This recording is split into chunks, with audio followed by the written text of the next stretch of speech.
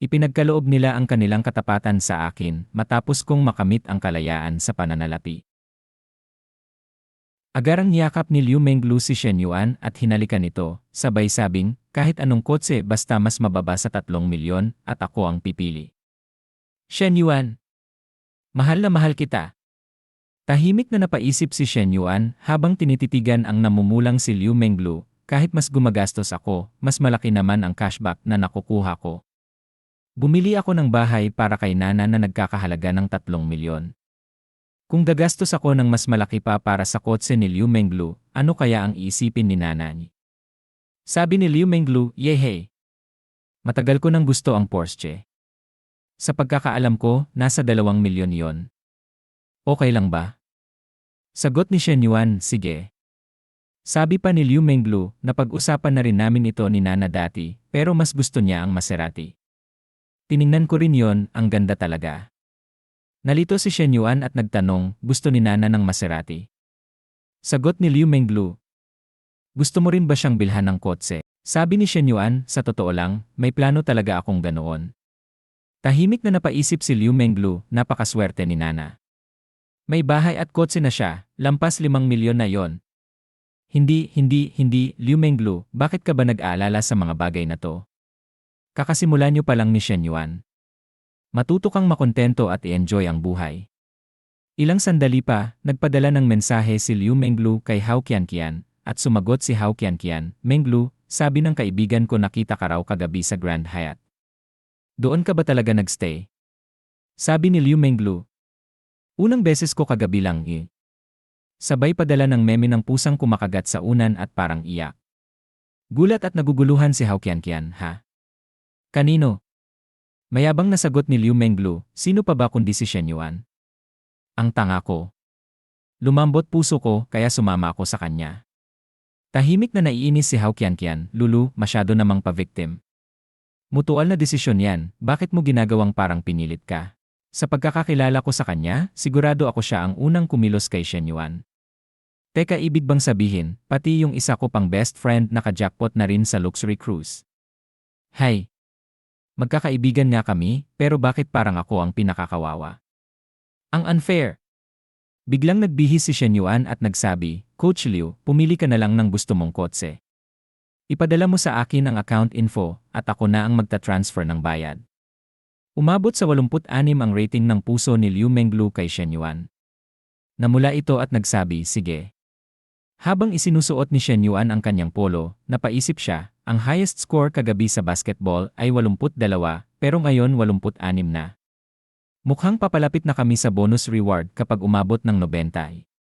Ilang sandali pa, nagsalita si Chen na sa telepono habang nasa loob ng kotse ni Shen Yuan. "Shen Yuan, natutunan ko na ang paggawa ng iba't ibang klase ng kape. Kailan ka pupunta para matikman mo?" Sagot ni Shen Yuan, "Nana, may gagawin ako ngayon kaya hindi ako makakapunta. Pero plano kong bilhan ka ng kotse. Dapat mo nang tingnan kung anong gusto mo." Sagot ni Chen na, "Ha? Kakabili pa lang natin ng bahay, ngayon kotse naman. Shen Yuan, huwag mong sayangin ang pera mo. May sasakyan na ako. Pampasok lang, hindi kailangan ng mamahalin." Sabi ni Shen Yuan, "Sumunod ka na lang. Gusto kong bumibili ng kotse para sa babae ko. Hindi naman tayo kapos sa pera. Anong klase ng kotse ang gusto mo?" Sabi ni Chen na, "Ako hay. Isang regular na B-class lang. Hindi na kailangan ng mamahalin." Sabi ni Shen Yuan, "Hindi pwede. Ang sasakyan ng babae ko, hindi pwedeng mas mababa sa 2 milyon.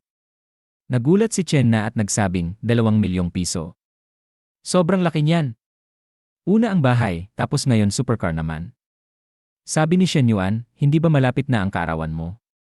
Isipin mo na lang itong regalo ko. Nana, huwag mo nang alalahanin ang pera. Mayaman ang lalaki mo."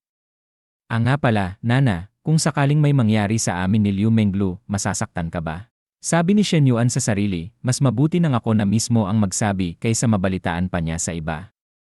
Sabi ni Chen na, "Masasaktan ako, pero alam kong hindi kita kayang baguhin. Ang importante, ikaw mismo ang nagsabi. Ibig sabihin, may pakialam ka sa akin. Pero kung mangyari ulit ang ganitong bagay, hindi mo na kailangang sabihin. Baka hindi ko kayanin ang sakit." Sabi ni Shen Yuan, Nana, huwag kang mag-alala. Ikaw lang ang may natatanging lugar sa puso ko. Walang ibang makakapalit doon. Tanong ni Chen na, talaga? Sa akin mo lang ba yan sinabi? Sagot ni Shen Yuan, naman. Wala akong sinabihan na iba. Napaiyak si Chen na at sabing, naniniwala ako sa'yo. Shen Yuan, simple lang ang hiling ko. Kung maaari kang dumalaw sa CAF, kahit isang beses sa isang linggo para tikman ang kape na ako ang gumawa, o kaya'y umuwi para kumain ng niluto ko, sapat na yon sa akin. Sabi ni Shen Yuan sa sarili, sinana talaga ang babaeng wala kang mahahanap pa. Maalaga, matipid, at laging iniisip ang kapakanan ko. Sabi ni Shen Yuan, sa'yo ako matutulog ngayong gabi. Gusto kong bumawi sa'yo, ayos ba? Tanong ni Chen na, yung pagbawi mo ba ngayong gabi seryoso ba yan? Sagot ni Shen Yuan, naman. Kilala mo ang pagkatao ko. Tawa ni Chen na, ang pagkatao mo talaga. Sige na, ibababa ko na. May asikasuhin pa ako sa tindahan. Pawis na pawis si Shen Yuan at sabing sa sarili, ang hirap maging playboy. Paano kaya nagagawa ng iba na sabay-sabay may babae pero ayos pa rin lahat? Maya-maya. Bumaba si tagapayo Lixiao, bit-bit ang mga kahon ng gamit niya palabas ng gusali. Biglang nakita niya si Shen Yuan at nagsabing, Shen Yuan, nandito ka pala. Sabi ni Shen Yuan, hayaan mo na ako, tagapayo. Ako na ang magdadala. Pagkaabot ng mga kahon, sabay sabing, ako na. Ibigay mo na sa akin. Biglang nabuksan ang itaas na kahon at nakita ni Shen Yuan ang mga bra ni tagapayo Lixiao sa loob. Hay naku ni! Nagkalat ang mga bra ni tagapayo Lixiao.